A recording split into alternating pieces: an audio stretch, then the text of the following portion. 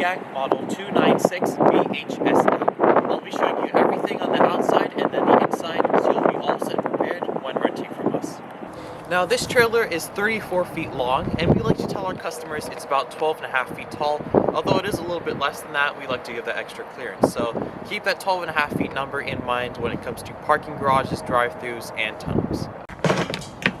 In the front you'll find two standard 20-pound propane tanks. They'll each last about a week before you'll have to refill it. If you do have to refill it, truck stations and campsites, they'll do it for you. But these are going to be powering things like your stove, your hot water heater, your furnace, as well as your fridge when you're not plugged into a campsite into shore power. Behind that we have our house battery. It's a small battery for very minor electrical things. So that'll be like the lights inside, the awning, as well as the slide out.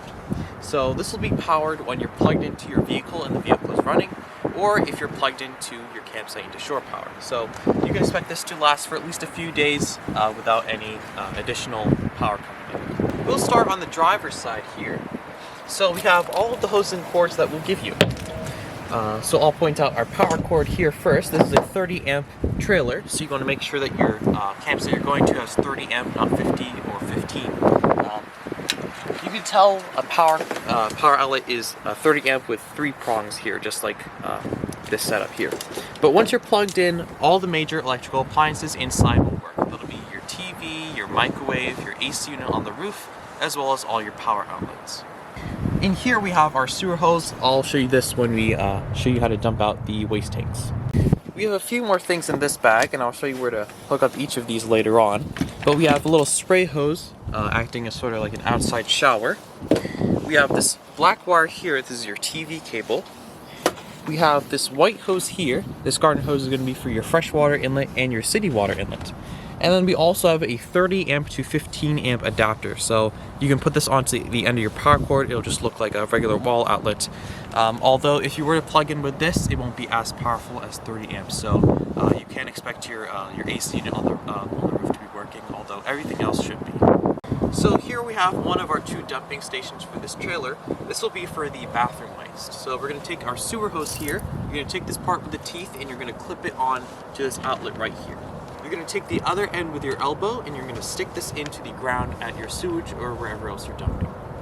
Here over on the left we have 2 color-coded valves. So we have our black valve for our black tank, that's our toilet water. And then we have our gray valve for the gray tank, that's our sink and shower water. So we're going to pull it out to open, and we recommend you open up the black one first and then the gray one to kind of flush out your hose. And then when the gauges inside on the control panel say that these are empty, you can push them back in to close it. You can unscrew your hose and you're all set. Above the dumping station we have 2 inlets here. So we have our tank flush valve. You won't have to worry about this one on the right. This just helps us wash out and sanitize the tanks for the next customer. But you will have to worry about the city water inlet here. You're going to take that white garden hose I showed you earlier and you're going to screw it onto this inlet here. Then you're going to use that when you're at your campsite and you have a pump. So you're going to hook it up in here. This will bypass your own water tank and this will go straight into your pipes. So in other words, when you're plugged into city water, you're taking the campsite's water and not your own. We also have our second dumping station further back along the driver's side. This is going to be for your kitchen area as opposed to the bathroom area over here. So this will only have a gray valve for a separate gray tank. We have our inlet for the freshwater here. So this is the counterpart to the city water inlet. You're going to use the same hose, but instead this will be to fill up your water. So you're gonna, if you're dry camping, you're boondocking, you're going to a place where you don't have water, you're gonna fill up your tank and you use it off your tank, and this will be how you fill it up. And finally on the driver's side we have our power cord connection. So you'll see we have the 3 prongs here. This is a 30 amp RV. You can just plug it in here, plug in the other end opposed to your campsite, and then you'll have complete electricity. We have a few things to point out for the back of the trailer here. So we have our spare tire mounted onto the back here. We also have our rear view camera that will go on when you put your vehicle in reverse. That should pop up on your display if you have one. And then you also have your hot water exhaust. I'll get to that inside. And then we also have our inlet for the blue spiral spray hose. Now onto the passenger side of this trailer, we have a switch for the jacks. These are automatic. We have 2 in the back here, and you'll have a similar switch in the front of the passenger side for the 2 jacks in the front. Both of these will work on the house battery. In this little compartment, we have our outside fridge. So this will only work if you are plugged into shore power at a campsite. We've also taken an outside stove from the storage compartment in the front here. This will be your outside stove. You'll have a little cord here for your propane. You're going to hook it up into the little propane outlet below here, this little blue outlet here. Alternatively, if you have your own grill at your campsite, you can just hook it up in here instead. It'll take propane off of the propane tanks in the front either way. We have our furnace exhaust here, so like the hot water exhaust in the back, expect it to be hot of course, and don't put your hand there.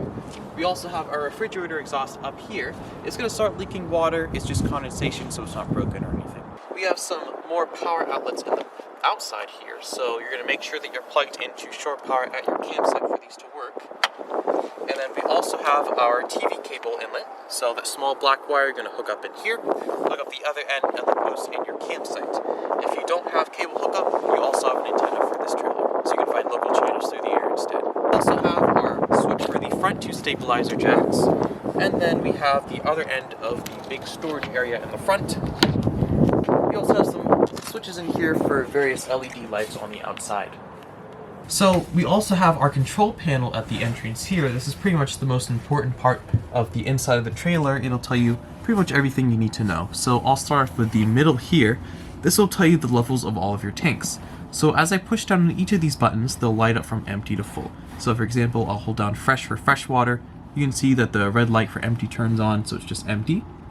We have our house battery that is 2/3 charged. We have our black tank, which is empty. We don't have a second black tank for this trailer, but we do have two gray tanks. So this one here is empty, and the other gray tank is 1/3 full. We also have our lights here. So porch means the LED strip for the awning outside. And then we also have our galley lights for the inside. That's just a bit of the ceiling lights inside here. So you'll see that those turn off and on.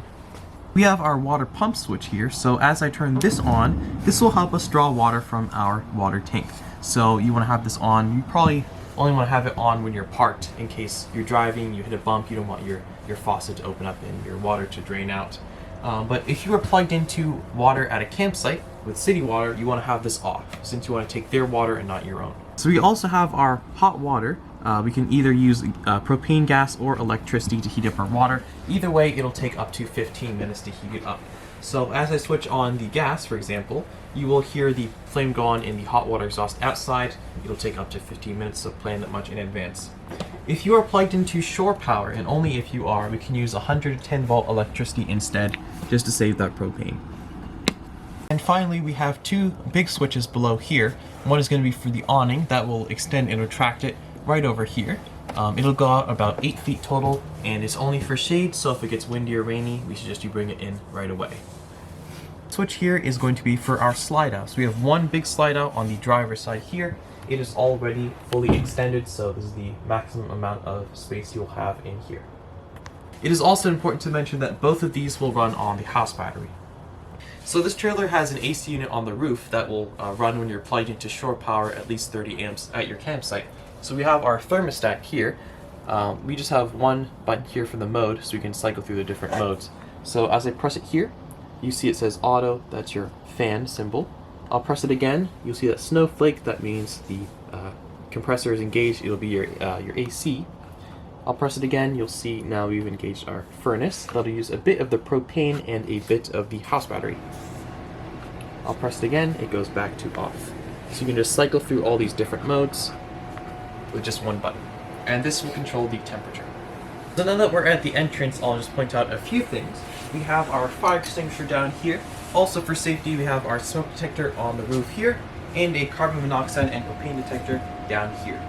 We also have our fuse box and circuit breaker box right here, and we'll give you some extra fuses during your rental. And for the blinds, you can just bring them down and then tug on it again to bring it back up. For our living room area, we have both a sofa and a dinette. Both of these will turn into beds, and I'll start with the sofa here. Both seats here have recliners. You can just pull on this and it'll bring it up here, and you just bring it down like that. To turn this into a bed, you're going to pull it out like a futon. You can just grab this latch here, pull it up and over, and that's it. And now for the dinette, we're going to start by taking these cushions out. So I've just taken the top cushions out and lifted up the bottom ones like this. Next we can take our tabletop and just wiggle it out of the holes in the ground like this. Next we can take our tabletop and rest it on these ledges here.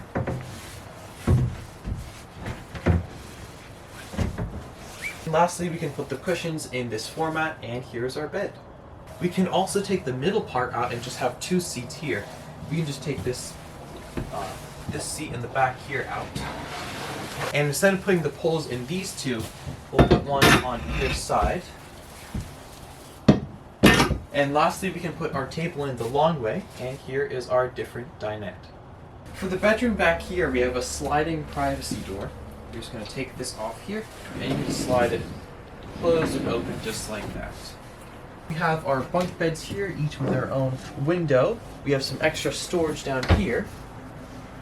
And on the other side, we have some more storage. And we have a little ladder to get up to the top bunk here. Just like that, with a little bit of shelf storage behind that as well. In the living area here, we have a nice little display with our TV, with a little bit of storage underneath that for your remotes. And we also have an electric fireplace beneath that. Now onto the kitchen area, and I'll start with the fridge and freezer here. So as I said outside, the fridge is going to run on propane when you're not plugged in.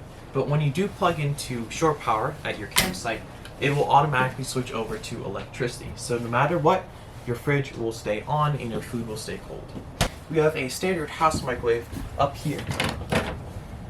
And below that we have our stove. So we have 3 burners here, and we have 3 knobs for each of them. So you're just going to set each one to this little fire option. You'll hear the propane come out, and you can use this knob to ignite the flame. There we go. Below that we have our oven, although it is a bit small. We have our knob here for the oven, so you can adjust the temperature here. We're going to turn this to the fire option. We're going to hold it down for about 20 seconds, and then we're going to hit this igniter here, and then you will see eventually this small metal bar that'll go to the back. This will light up and it'll catch on fire, and then that will heat up your oven. We also have some night lights here as well. And lastly, we have a large kitchen sink where we've placed the turntable for the microwave, just in case the latch breaks, which it shouldn't. You don't want the glass turntable to come out and shatter on the ground. We also have a little charging station at the kitchen here. You're just going to push this in and pull it out like this. If you want to retract it, you can just push on this little red part and it should slide back in. Now onto the bathroom. We also have a sliding privacy door. Go all the way across here. Most of the things in here are self-explanatory, but I'll go over a few specifics. For the toilet, you just want to push down on this pedal here with your foot to flush it down. You want to make sure that the water pump is on, or you're connected to city water at your campsite. We also have our sink here. We'll give you little bottles of solution for the toilet. We might place it in the sink here or in the cabinet. You can just pour that down there to freshen up the toilet in case the smell comes up from the black tank, which it might occasionally. I'll also mention that the toilet paper is RV specific, so you want to make sure that you get RV Marine dissolvable toilet paper. You can get that at the camping section at Walmart, or campsites can also sell it. We also have a decently sized shower for a trailer here. And lastly, for our bedroom in the front, we again have a large sliding privacy door here. We have a large mattress with storage up and around everywhere. We have a skylight in here as well as in the bathroom. And we have windows on either side, and we have our own TV in here as well. During your rental, we'll also give you a paper that'll have your registration, some extra fuses for your fuse and circuit breaker box, and a little paper that'll have your QR code for an online guide/FAQ that'll answer most of your questions. As far as the keys go, we have our purple key here. This will be for your cabin door.